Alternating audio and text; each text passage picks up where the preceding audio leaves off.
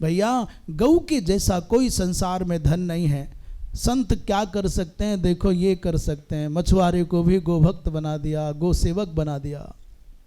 गौ माताओं की महिमा च्यवन जी महाराज कहते हैं, राजन कौन पूर्णतया कह पाएगा? उनका कीर्तन करना, उनकी नाम की महिमा सुनना और गौ माताओं के रवाने को सुनना, उनका दान करना, उनका दर्शन करना। हे पार्थिव गवाम प्रशस्यते वीर सर्व पाप हरम शिवम। गौ माताओं का दर्शन करने को मिल जाए, गौ माताओं का स्पर्श करने को मिल जाए, गौ माताओं की सेवा मिल जाए, गौ माताओं की महिमा श्रवण करने को मिल जाए, गौ माताओं का कीर्तन, गौ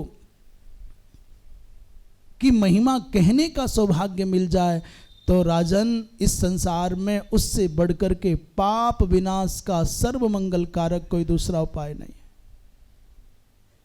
यहां तक लिखा है कि जिस स्थान पर गौ माता प्रसन्न होकर के श्वास भी ले देती है ना, तृप्त होकर के खा कर के पानी पी कर के जुगारने लग जाती है, उस स्थान का दुख दारिद्र्य दैन्य सब नष्ट हो जाता है।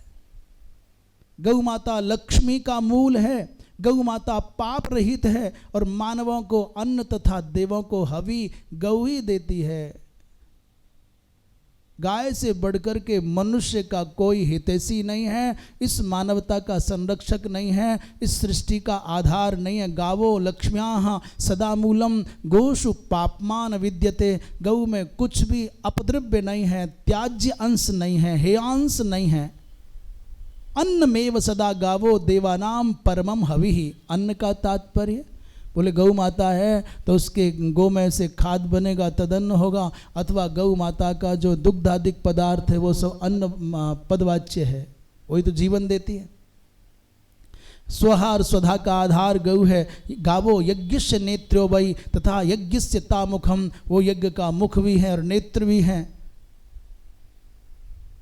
गाव स्वर्गस्य सोपानम, किसी को स्वर्ग की अभिलाषा है तो भी गौ माता की कृपा से ही प्राप्त होगा।